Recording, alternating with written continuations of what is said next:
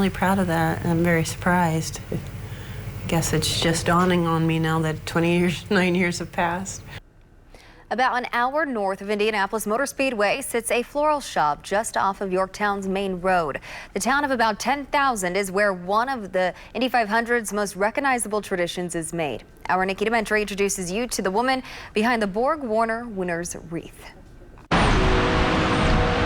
It's a 108-mile round trip. It's kind of like Christmas for us. Like, we look forward to it more than probably most any day of the year. A trip Julie Harmon Vance has made on race weekend from Yorktown to Speedway countless times. That makes me feel older. But every year is getting more exciting. Vance is the woman behind the wreath. It's as famous as a florist can get, right? 29 years ago, she started designing the wreath out of a shop in Indianapolis. But since 2007, she's made it right here in her shop, Buck Creek in Bloom. Can't really train for it. It's just about experience and time, so I've definitely put in mine. And Friday, the tradition is no different. The big Borg Warner winner wreath on display as she put together the baby Borg wreath. There is a little miniature Borg Warner trophy that goes in the center of this that's in the Borg Warner suite. Every year, it's done the same way. 33 white orchids, dozens of checkered flags, a red, white, and blue ribbon. She's perfected it down to a 4-hour process. For Vance, it's a welcome return to a bit of normalcy after the year that was anything but. I don't think I've ever seen a year where more people want yellow flowers.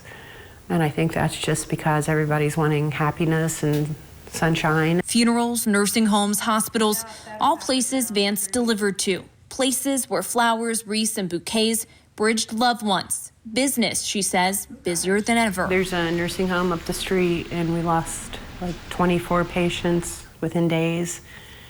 And that was very eye-opening to me because I do send flowers when they lose a patient, but I've never sat down and wrote up 20-something orders at one time. Work, the mom of two says, distracted her from the ugliness of the pandemic. So we've did what we can.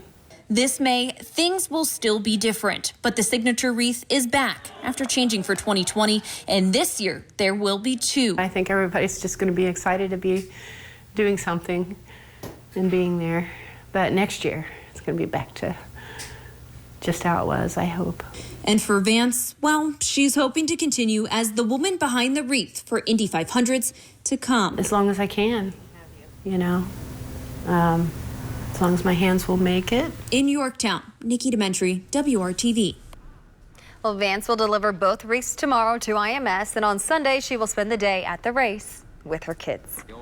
And Vance says this tradition is a sense of pride for her, a tradition she didn't entirely understand when she took over in 1992 at 22 years old, but it all started in 1960 with Bill Cron, who designed the first Indianapolis 500 winner's wreath. This is video from that year at IMS. You can see the flowers being put on the race winner, Jim Rathman.